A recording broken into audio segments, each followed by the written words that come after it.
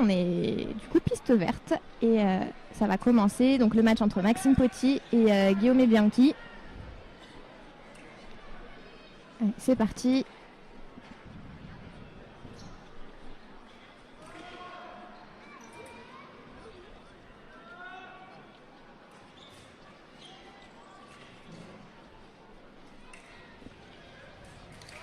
L'attaque de droite.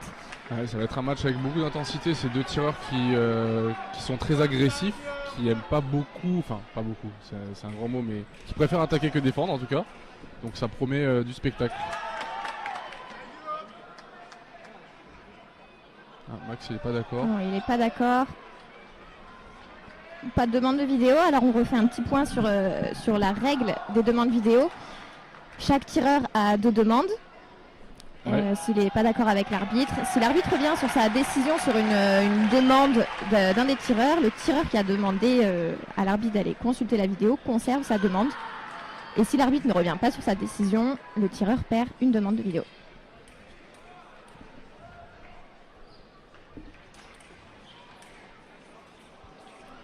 Oh dommage.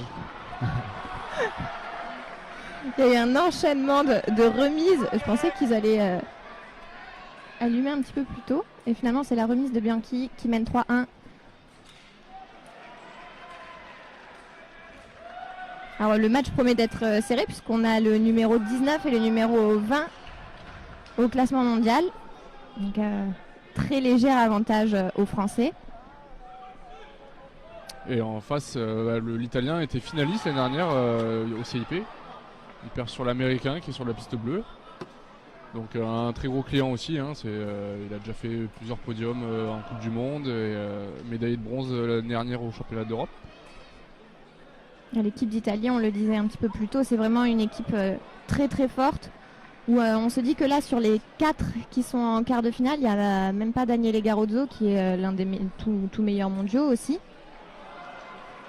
Oui, sur le groupe Italie, il y a beaucoup de concurrence. Je pense qu'aujourd'hui, sur les 12 qui partent en Coupe du Monde, il y en a peut-être 8 qui ont fait des podiums en l'espace de 2 ans. Donc c'est un groupe qui est très dense.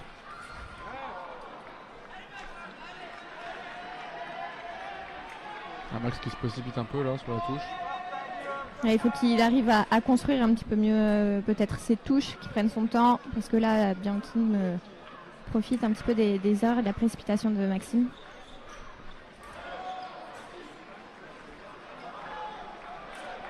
Et ça, c'était bien tenté de la part de Maxime. Alors, contrairement à Bianchi qui défend pas mal de points sur ce challenge international de Paris, Maxime, lui, peut en gagner beaucoup. Il en gagne déjà, a priori. Il avait perdu en tableau de 32 l'année dernière, il me semble.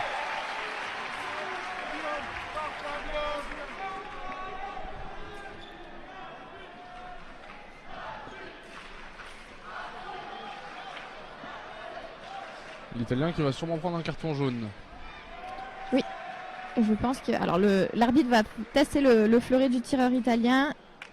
Et puis comme le fleuret allume, ça veut dire qu'il n'a pas d'excuse pour ne pas avoir allumé. Donc il écope d'un carton jaune, synonyme d'avertissement. C'est ça.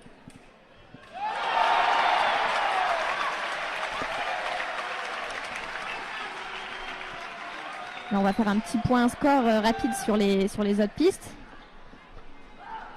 Pour ce qui est du du junior anglais, bon, c'est un petit peu compliqué pour l'instant. Il est mené 11-4 sur le champion du monde Marini.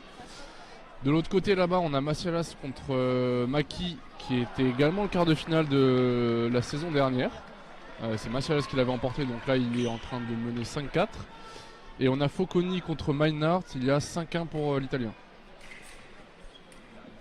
Les Italiens qui sont encore une fois bien partis, en tout cas sur ces quarts de finale.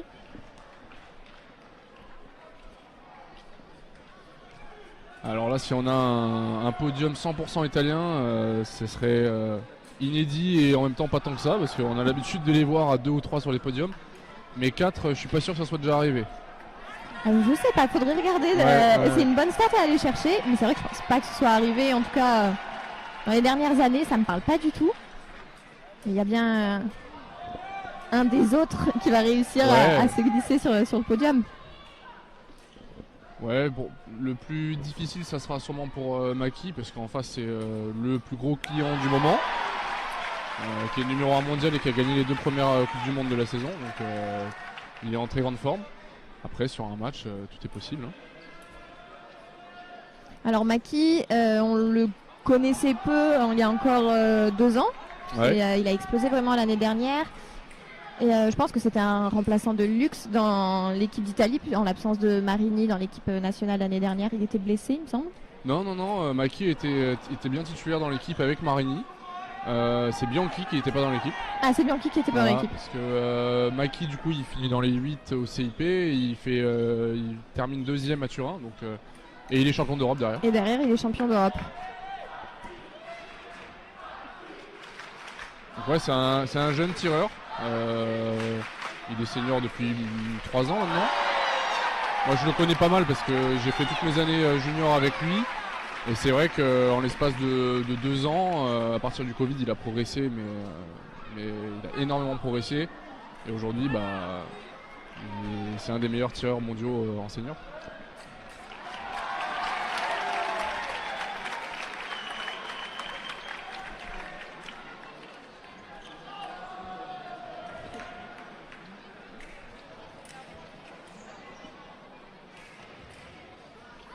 C'est très bien fait de la part de Maxime. Il l'emmène bien celle-là. Ouais, celle-là, elle est très dure à contrer.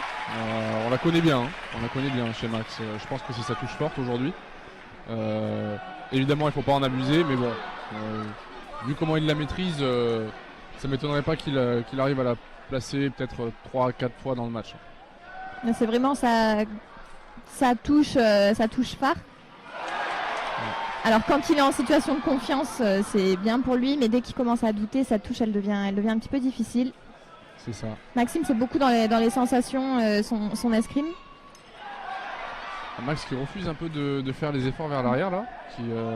Alors on sait qu'il a un jeu très agressif, mais au niveau de l'enchaînement des touches, au lieu de revenir à la parade et redéfendre avec les jambes, il monte très rapidement à la remise. Et l'Italien, il a compris ça, donc il arrive à raccrocher à chaque fois.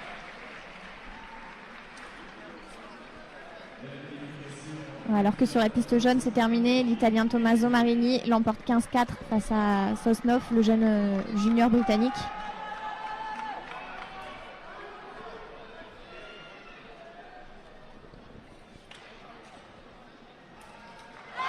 Bien enchaîné. Bien enchaîné. Alors, l'Italien est pas content. D'après lui, Maxime met le bras avant de mettre sa remise. Il me semble pas qu'il y ait de faute sur cette touche. Non, je pense pas. Puis l'arbitre va même pas vérifier. Donc la touche est accordée. On est à 11-9. Ah, dommage. C'est dommage qu'il la raccroche pas. Celle-là, il avait vraiment fait tout le travail vers l'avant. Ça, c'est une des touches fétiches aussi de Bianchi. Il se tourne comme ça. C'est une touche qu'il maîtrise très bien. Beaucoup de tireurs en font les frais. Donc, alors à Max de calmer un peu les jambes quand il attaque, parce que c'est au moment où en fait il accélère avec les jambes que l'Italien il décide de faire sa contre-attaque en se tournant.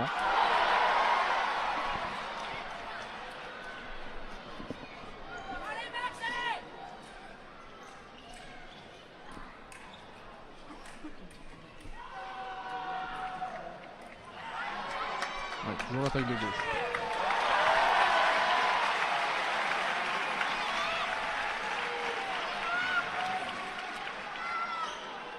Alors cette compétition elle est aussi importante pour la qualif olympique. Donc là Maxime il a à cœur de défendre ou de marquer en tout cas un maximum de points. Exactement. Et alors une particularité dans le parcours de Maxime sur cette journée, c'est qu'il a dû passer par 2 Français. Ouais, il a battu Maximilien et Enzo qui font partie de l'équipe de demain. Pour Enzo à confirmer parce que il s'est fait mal. Non okay. Bon bah Enzo ne tirera. On sait pas, on verra, je pense que. On verra ça plus tard. Mais... En tout cas Enzo était prévu pour l'équipe. Voilà, reste à confirmer. Je pense que dans les prochaines minutes, prochaines heures, on saura la composition de l'équipe.